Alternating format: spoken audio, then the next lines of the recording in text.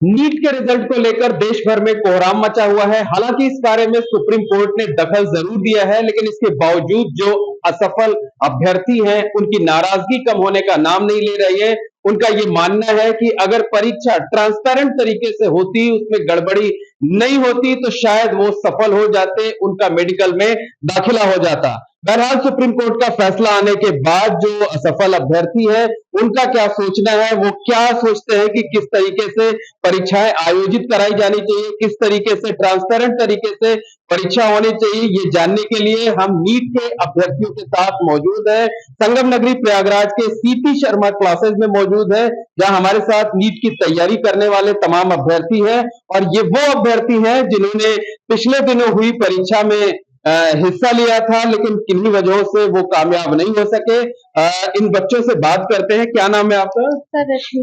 रश्मि, ये बताइए कि जो पूरा विवाद है, इस पूरे विवाद पर आप क्या सोचती हैं? सर मेरा तो यही सोचना है कि जो पहले एक बार एग्जाम हुआ वो बहुत ही अनफेयर तरीके से हुआ। पहले दिन ही न्यूज आ गई कि नीट का एग्जाम जो है वो पहले ही लीक आउट हो चुका है, पर उसके बाद भी किसी भी गवर्नमेंटल बॉडी ने इस पे बिल्कुल भी ध्यान नहीं दिया। रिजल्ट आ गया और रिजल्ट भी उसी दिन आया जिस दिन इलेक्शन था, ताकि इस पे ध्यान न दिया जाए, पर लोगों ने ध्यान दिया। उसके बाद भी एनटीए मानने को तैयार नहीं कि हमने किया है ऐसा। और अब जब बच्चे डिमांड कर रहे हैं तो भी उस पे कोई बहुत ज्यादा इस पे ध्यान नहीं दे रहा है। अब इसकी डिमांड सिर्फ इतनी है कि रीनीट हो, और वो कोई ऐसी बॉडी कराए जो बहुत ही फ्री और फेयर तरीके से कराया जाए, ताकि जिन बच्चों ने मेहनत की है उनको उनका ड्रीम कॉलेज तो मिले कम से कम। मेरे खुद के मार्क्स 344 आए हैं, लेकिन मेरे टोटल मार्क्स जब मैंने आंसर शीट से मिला था तो मेरे 354 बन रहे थे। सर ऐसे करूंगी तो अगले साल कहाँ से नीट क्लियर होगा मेरा? अच्छा, आपको क्या नाम है आपका? सर आस्था। तेज बोलिए। आस्था शुक्ला। अच्छा आस्था, ये बताइए आपको क्यों लगता है कि गड़बड़ी हुई है? उसकी कोई वजह है, कोई आधार? पेपर लीक हुआ है।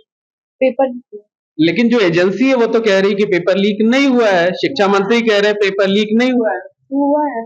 मेरा भाई खुद कोटा में पेपर दिया है, उसपे मतलब आंसर शीट में टिक किया था उसने, वो बता रहा है। अच्छा, आप आगे आ जाइए जरा। जी जी जी, आपका क्या नाम है? वैभव सिंह। वैभव, ये बताइए कि ये जो पूरा विवाद है, उससे आपको, आपके परिवार वालों को किस तरीके से मानसिक तौर पर जो है वो परेशान होना पड़ रहा है? सर परेशान होना पड़ रहा है क्योंकि सर मेरा मल्टीपल अटेम्प्ट था, 3 अटेम्प्ट हो गए मेरे। और सर मैं ये कहना चाहता हूँ कि नीट का एग्ज़ाम एनटीए ने काफ़ी अव्यवस्थित ढंग से कराया, फेयर तरीके से नहीं कराया। इसमें बिना आधार के ग्रेस मार्किंग दी गई। इसमें पेपर लीक की जैसी घटना हुई, जो कि किसी भी तरीके से सही नहीं है, निंदनीय है। इस पर गवर्नमेंट भी चुप्पी साधी हुई है, कोई भी नेता बोलने को तैयार नहीं है। और इसकी निष्पक्ष जाँच होनी चाहिए, सीबीआई की जाँच बैठनी चाहिए। और निष्पक्ष जाँच होगी तो ज़रूर इसमें बहुत बड़ा स्कैम है, बहुत बड़ा घोटाला है, और ये सामने आएगा।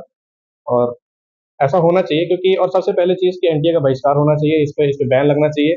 एक नई कंडक्टिंग बॉडी आनी चाहिए जो कि फेयर तरीके से एग्जाम को कंडक्ट अच्छा, कराए। आपको क्यों लगता है कि जो एग्जाम हुआ है वो ठीक तरीके से नहीं हुआ है, गड़बड़ी हुई है?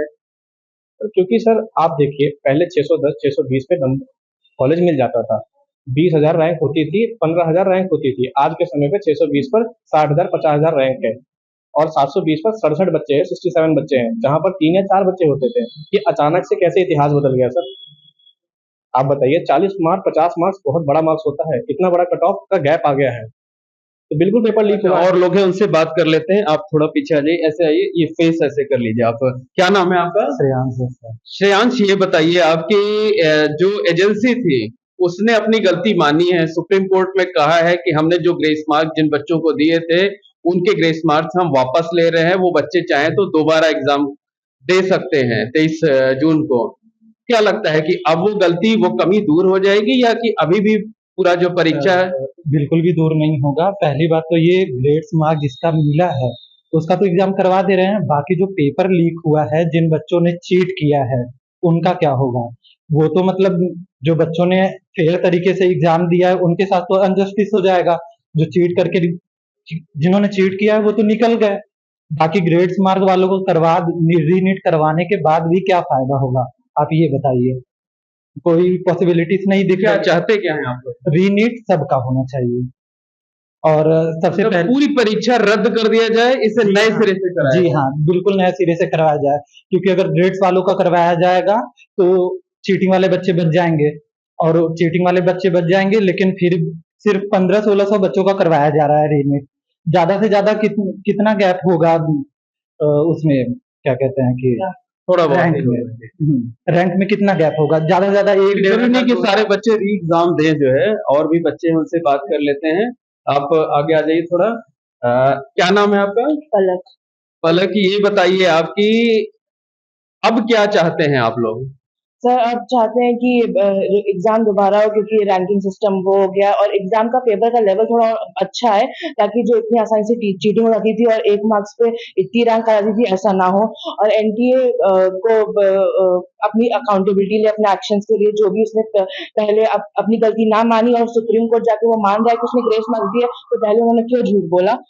इस सब के बारे में जांच होनी चाहिए। मतलब जो मांग की जा रही है कि पूरा जो प्रकरण है ये सीबीआई जांच करे, जो भी जिम्मेदार है उनके खिलाफ कार्रवाई हो, आप लोग भी यही चाहते हैं? हाँ सर, ये बच्चों के लिए है, वो आगे जाके डॉक्टर बनेंगे, आगे से उनके भविष्य कैसे वो खेल सकते हैं, इस कारण उनको इतने सारे प्राइवेट कॉलेज में जाना पड़ता है, देश के बाहर पढ़ने जाना पड़ता है। तो अगर सीबीआई जांच नहीं होगी, देश इसकी कार्रवाई नहीं करेगी, तो बच्चों का क्या होगा। तो बच्चों का क्या होगा? आप आगे आ जाइए। क्या नाम है आपका? शिद्रा। जरा ये बताइए, आपकी देश में नई सरकार बनी है, नरेंद्र मोदी जी तीसरी बार प्रधानमंत्री बन गए हैं, वो परीक्षाओं में ट्रांसपेरेंसी की बड़ी बातें करते हैं। उम्मीद है कि वो इस पूरे मामले में कोई दखल देंगे, ताकि बच्चों के साथ अगर अनजस्टिस हुआ है तो वो ठीक हो जाए।